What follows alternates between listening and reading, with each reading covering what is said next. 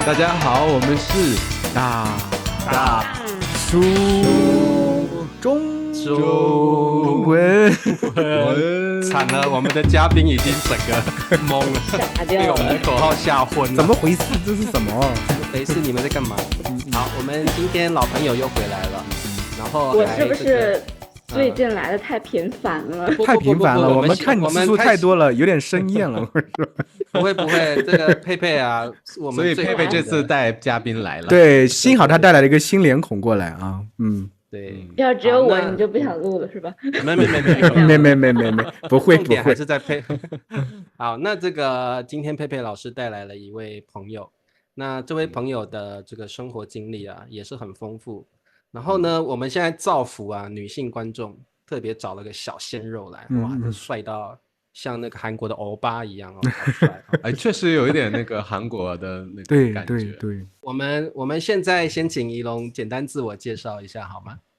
Hello，老师们好，我叫林宇龙 Steven，来自印尼。之前那个在北京就是在北京待的时间比较久，13年到的北京，然后14年好像见到佩佩老师。当时呢，佩佩老师是我的中文老师，然后现在对，他是我的，他现在是我的合伙人。什么合作伙伴是不是啊？对，你确定你不是中国人吗？天哪，我怎么一点口音都听不出来呢？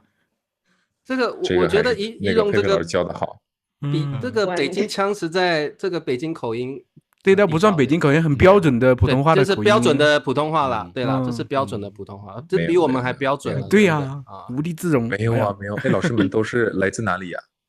我来自浙江，浙江，我来自浙江，台湾，来自东北啊，东北黑龙江。东北，还有一个河北的，怎么就是偷偷的笑，就是东北和台湾朋友怎么就会能聚到一起了呢？在一个平台上，哎，我们被访问了，就是需要一个南方人啊。不好意思，这个主持人画风突变了都。因为我们有这个参书发起了所以我们3位大叔就凑在一块儿，然后我们都来自不同的地方，然后采访世界各地不同的人对。哇，第一次被嘉宾采访了。那我们今天就让小鹿乱转，怎么回事？有吗？太夸张了。好，那这个仪龙的这个经历非常丰富啊。那仪龙又是个印尼人，对不对？那仪龙，我觉得可不可以先聊一下你当初是怎么样到中国，然后学习华语？那整个过程是怎么样呢？就是一个缘分吧，我觉得我当时都已经报了那个澳大利亚的大学，然后本来我是想到那边上学的，但是因为我爸觉得中国的发展很快，然后就觉得你学中文肯定会有很好的前途嘛。当时也不信我爸，但没想到我爸说的是对的。对，没想到那个13年嘛，那也就差不多10年前的事儿了。对，当时就是中国人在印尼还是很少嘛，当时有吧，但是少。但是现在呢，印尼的这个就是国家之间的合作伙伴最好的就是最大的就是中国，对，突破了多少 billion US dollar， 所以现在来印尼投资的，特别是今年啊，特别是今年翻了10倍吧，差不多。中国的投资是吗？对，中国的投资人，包括今天下午也刚跟那个清华大学的 EMBA 的老师考察团，他们也过来，要招学生，对，所以对，包括很多企业家也都到印尼这边来了。哇，我听这个仪龙的中文，我真的觉得，真的你就是个地道道的中文的母语者了，这个真的是很没有了。对，我想问一下佩佩，就是你最早教他的时候，他的中文是怎么样的？对，先吐槽他一下啊。对，哎呦，对，这个我还真没问过啊。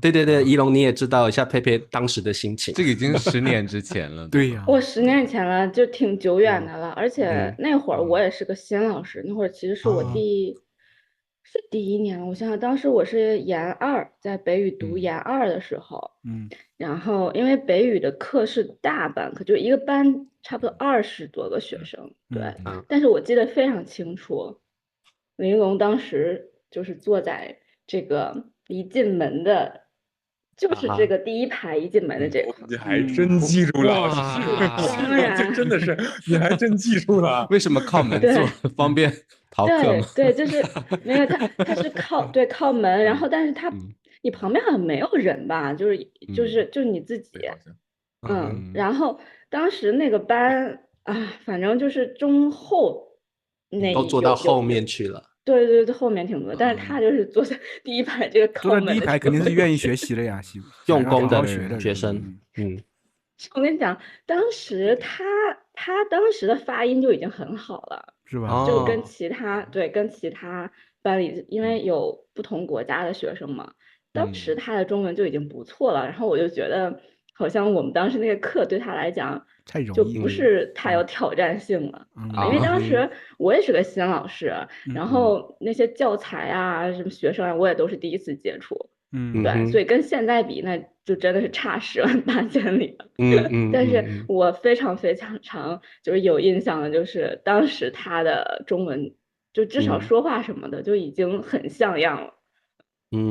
我觉得有天赋，我觉得他学中文就是有天赋。那我们应该聊一下仪龙这个中文是怎么学起来的？这个背景是什么？对呀，怎么样培养这个？小的时候，姥姥会讲中文，我妈妈就不会，我爸爸也不会。但是姥姥的中文呢，就是那种，人会念成人，南方人，南方人，对，南方人，对，我们都是南方人呢。但是对南方人嘛，就这种。然后在家里呢，平时就小的时候会讲一点中文，那后来就不会讲了。我记得是好像是小学还是小学之前嘛会讲一点，但是后来就不会了。特别是初中、高中，本来计划就到澳大利亚的嘛，所以就没有再练中文了。但是呢，到了北京之后呢，因为想考电影学院嘛，所以其实这样，我的中文呢，我就觉得进步有2个阶段吧。一个是15年的时候，也是通过北语的老师，他就是硬推我参加这个比赛，就是汉语桥。对，当时我也不想报名的，他就帮我报名了，然后也去面试了，突然就通过了。然后当时还什么选到了全国第8吧，反正那期节目呢，是我们转全国，我们就是去体验就中国不同行业的叫什么人吧，他们的生活方式。所以当时有差不多3个月的时间嘛，就是全国到处跑，然后从那边就学了中国的文化呀，这个包括语言呢，就觉得在那边提升的还比较多。那后来呢，16年不对，那我是15年也考了电影学院。那会儿呢，我还记得当时在考场的时候，有个学生说：“你是哪儿人呢？你的口音怎么这么奇怪？”然后因为我们有一个环节嘛，念台词，老师就会给我们台词。那当时就不会念呢，什么我现在朱自清是吗？就这种我都不会念。朱自清的那个什么寒月色之类的那种东西。对，老宋啊，对，对。然后后来就一直在努力的学嘛，因为想考电影学院。就是很喜欢看电影，然后暂停，然后就重新回放，就那种。就比如说那演员说什么，我就放那个看，然后回放，就重复的练。对，这个佩佩老师应该知道那方法叫什么了 ，shadowing。对，我会了 ，shadowing， 记住了，这是佩佩老师的方法。对，所以这个那应该是有天赋啊，我觉得。说实话，你真正的学习感觉没多久的感觉。听起来仪龙那个时候是在追寻一个这个明星梦，但是后来现在你是做这个中国和印尼之间的这个交流的桥梁，成为一个企业家了，但是也是跟影视行业有关，就是文化有关的。对。所以仪龙，你可不可以描述一下你现在在做的工作？听说也跟中国之间的关系很密切，对不对？对，我自己有影视公司和就广告公司嘛，就2个。那就是影视公司呢，我是前几年做的比较多了。现在呢，因为影视公司呢，它就是比如说大项目，它1年可能也就2个3个，对吧？那你说日常呢，可能会做账号运营啊，这些就是广告比较多一些。对，我最后的项目就是那个花少，也好像播了，这个事可以说了啊。对，花少哎呦，我一直现在都没有说这真件事情。人秀，这个是很新的一种形态耶，对不对啊？就是明星然后一起去旅游，然后把那个花絮拍下来啊。OK， 对，了解。对，然后我的公司就那个当节目的这个缔结公司担保公司嘛，所以我们就担保他们了，印尼的全程拍摄什么的，我们也会对，就这些东西了，帮他们协调这个事儿。那我觉得很好奇哦，因为在传统中国的父母亲啦，我说传统啦，就是听到小孩要当演员或从事这种艺术相关的工作，一定会很反对。以前哦，在中国是这样，父母都觉得说不务正业吧。那现在那在印尼的状况也会是这样吗？会不会对于这个行业特别传统？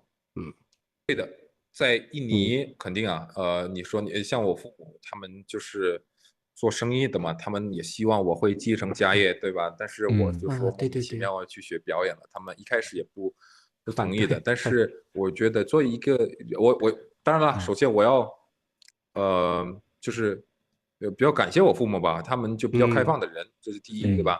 他们但是也因为我自己的努力，就是13年到北京，14年我记得就第一次考电影学院是14年，当时没考上，对吧？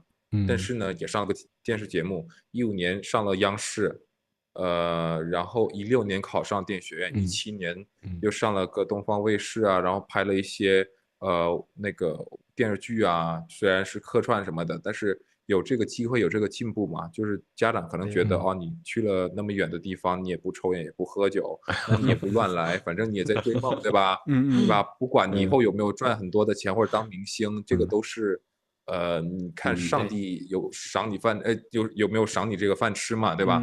但是有没有赏最饭吃后，对，但是起码你做的这个事儿是往正方向去走的话，他们对，他们就无所谓了，最后也很支持，也接受了，也不反对吧，不能说支持，就只能说不反对。那我想问一下仪龙，就是你最开始的计划是就准备回印尼的吗？还是说其实也想在中国留下来继续当演员，还是怎么样？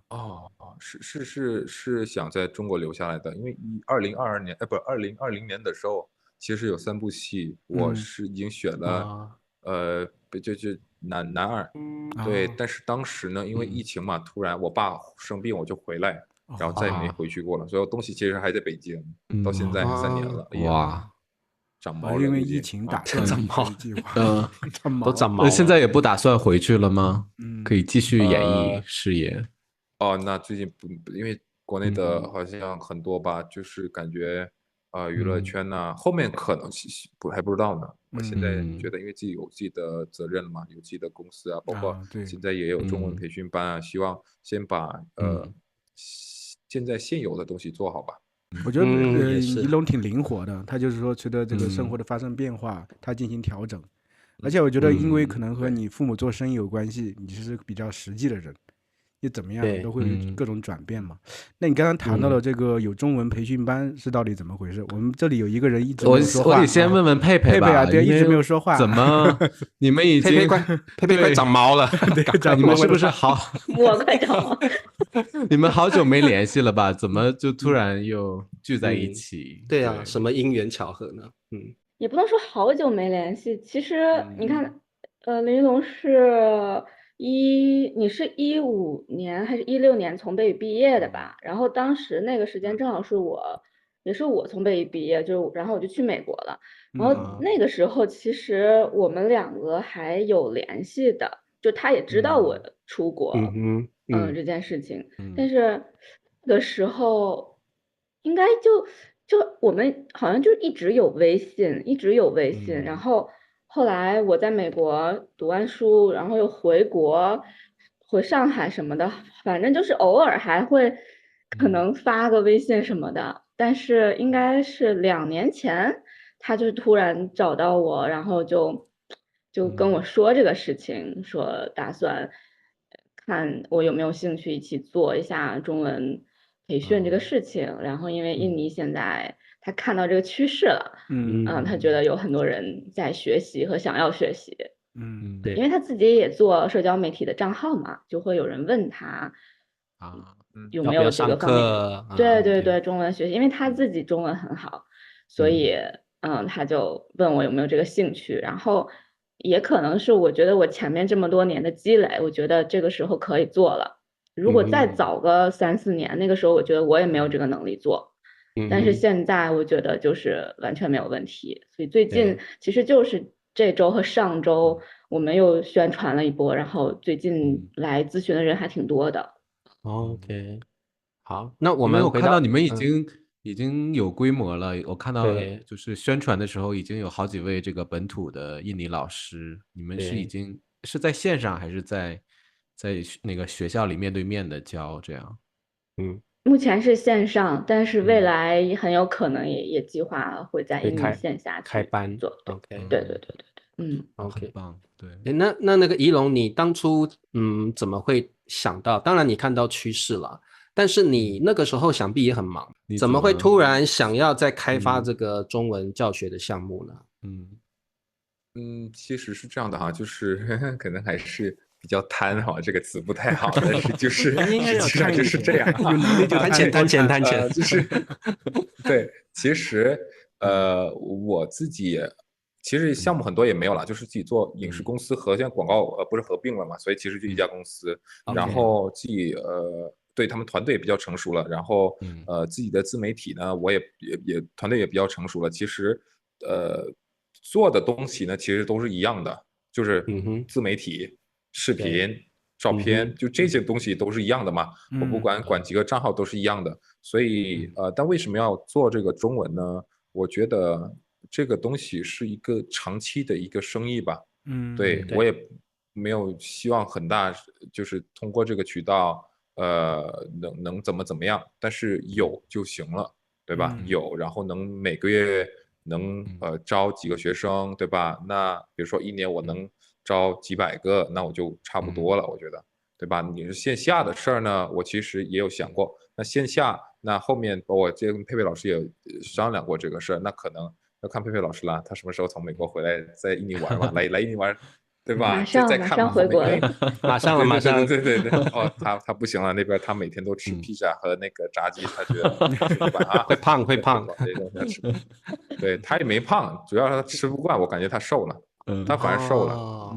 对，因为佩佩很养生嘛，我觉得还是看这个趋势嘛。我觉得像后面如果要做旅游啊，要做就是中国的哪些企业啊去做这种商务考察，这个也是可以做的，或者送孩子去读大学啊，我觉得这些东西都，我现在觉得刚开始呢，还刚开始，对，还很早。其实你说高峰期可能还在后面。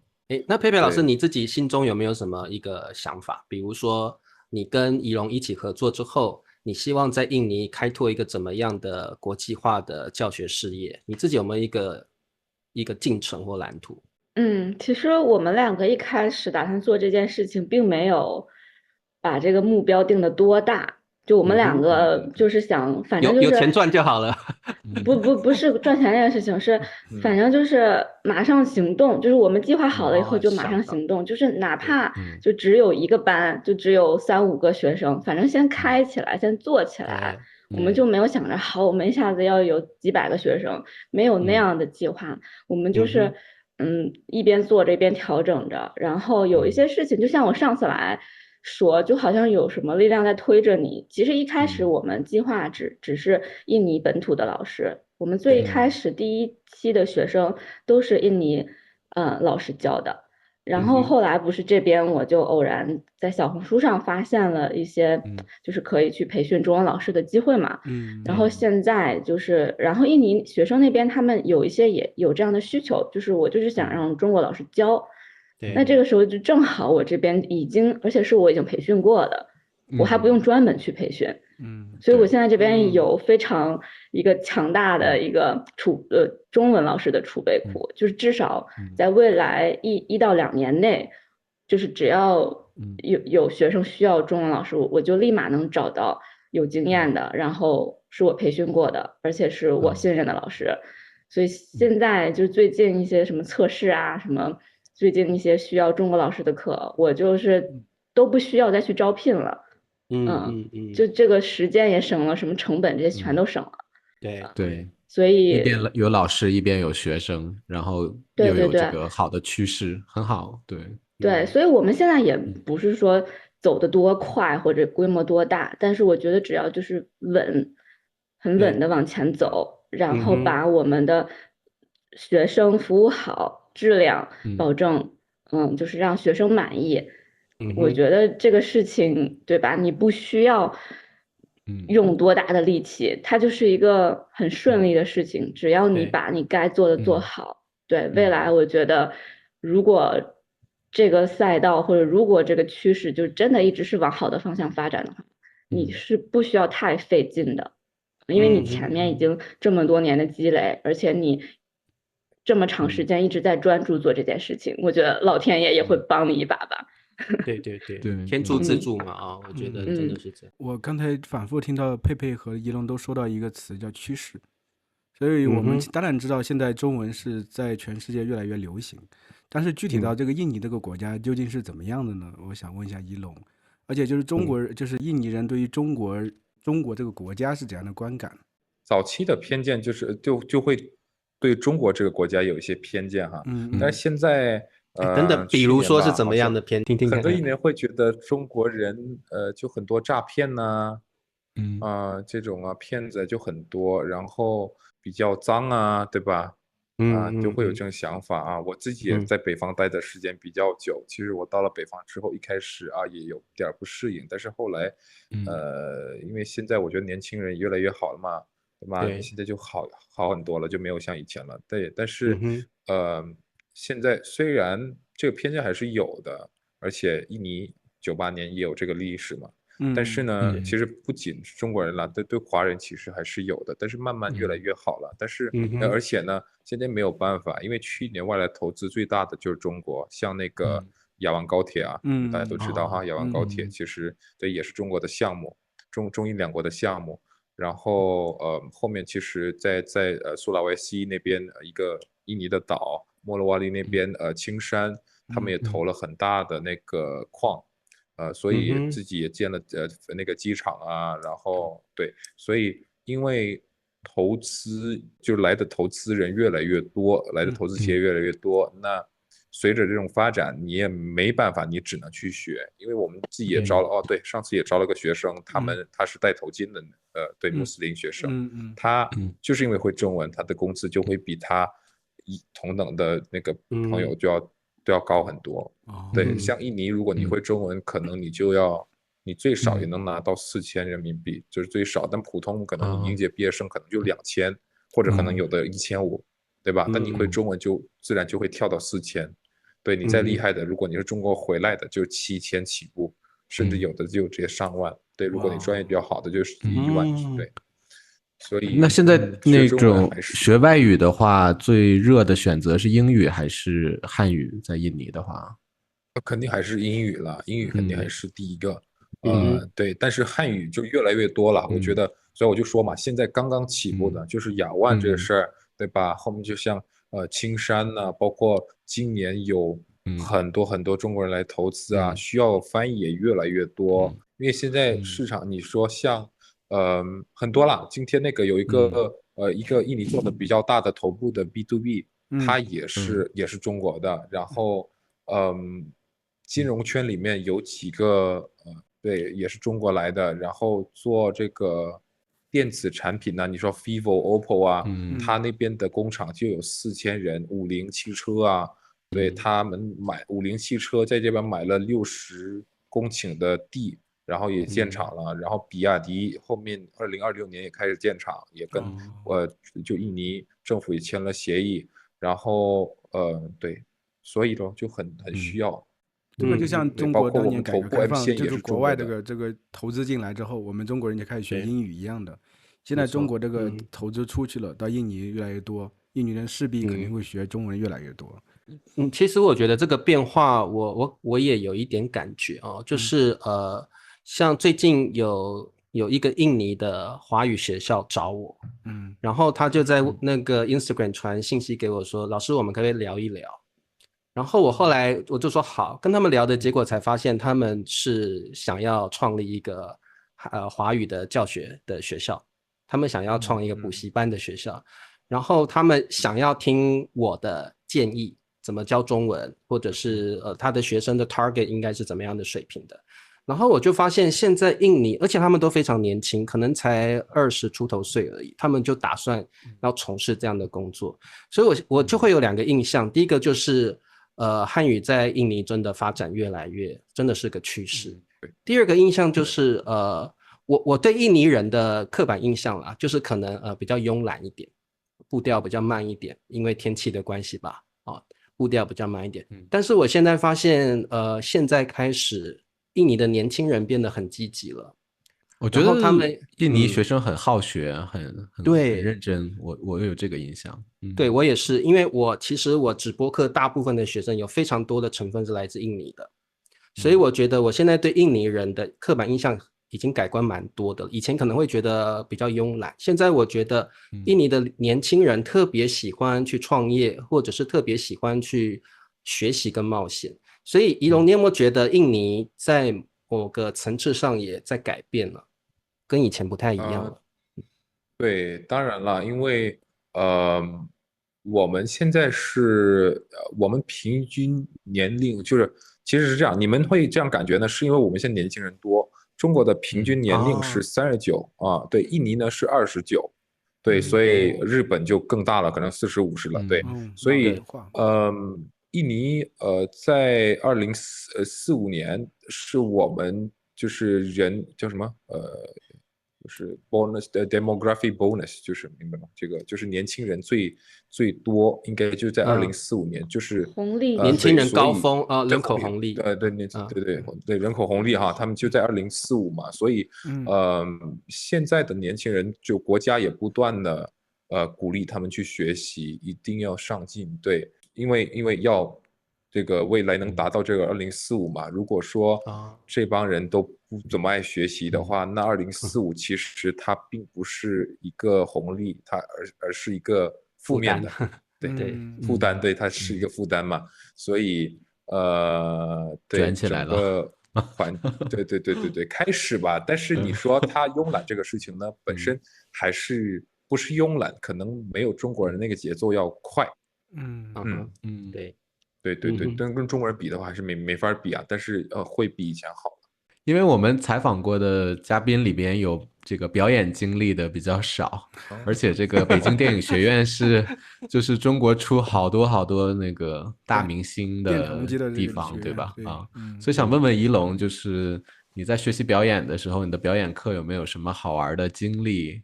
包括你后来演戏有没有什么难忘的经历？认识一些有名的人之类的。认识的话就同学嘛，有几个了，现在比较火的可能就周也。周也是你的同学吗？对，同一届的。关晓彤。对最近周也的电影电视剧还挺多的。对。你们现在还会私底下会联络吗？会偶尔，周也会吧。我上次我也不知道他在国内就比较火哈。然后我刷 TikTok 的时候，我就看到他视频了，我就发给他，我说你这个那个视频，你的，因为他是腾讯，好像是腾讯签的嘛。然后他在 VTV 也会放他的那个电视剧。然后我就跟他说，你的电视剧都发到这儿来了，包括那个最近比较火的那个王子奇，对，王子奇最近可能在国内不是特别火，但是在国外比较火啊。对，子琪他现在对子琪跟我的关系比较熟了，比较好，因为以前一起发传单的，但是他们后来就火了，就当明星去了。对，但是学表演的朋友啊，你们就不要想，就是说你学中文你就要当明星哈，这个不要想啊。我们同一届60个人里面，就他们那几个，就那么几个红了。对，我们15届的可能红的也就一个还2个，我是16的嘛，15的我师哥师姐好像红的还真的没有，或者说都去大剧院了，可能就1个2个吧。然后后来有的转行结婚了什么的。对，那就因为很多人说想学表演什么什么的，我要学可以，但是要从事这个行业还是少数人可以的。对，真的要火的也靠运气。所以上课的时候你觉得学到有用的那个技巧吗？等等。哦，我学到了。我觉得我学表演的时候，我就更了解人。对，所以现在管理，我觉得哈，我的强项是管理。所以为什么呢？就是我会比较能了解我每个员工的心态。对，所以我这边自己的公司呢，虽然还不是很大哈，但是我以前管，比如说拍摄70-80个人的团队，也不会觉得累，因为跟他们交流什么的，我也知道他们要什么，他们的痛点是什么，他们难处什么，我怎么去帮他们解决一些事情。所以我觉得这个是我的。所以你们有的课是去分析这个人物的动机，或者是心理观察人物活动，这个是我们必须要上的课嘛，就观察人物。学表演的时候，你就要学这个。对啊，你对，我就很先了解人才能演出来呀。对，肯定是。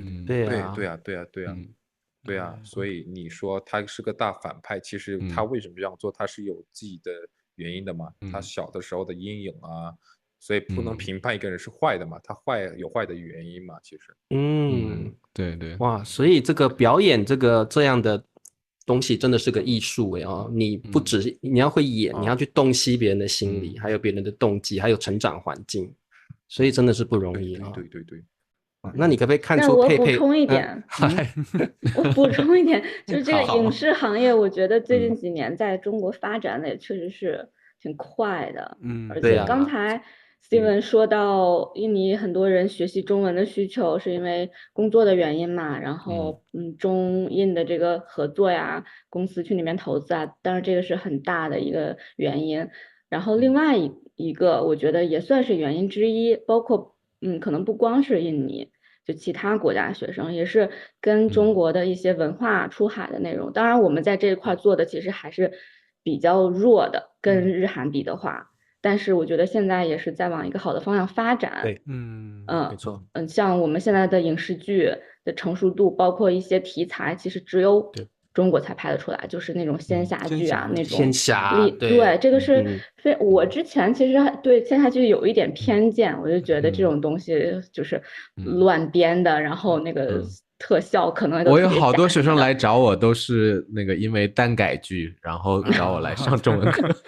对啊，但仙侠剧和耽改剧还不太一样。是啊，仙侠剧，因为我就是最近2年看了2部比较大的戏，一个叫《长相思》，一个最近的那个《雨凤行》，我才发现为什么这么有魅力，就是很多人，当然我还好，我比较能控制，就是但是我知道这个魅力在哪儿了。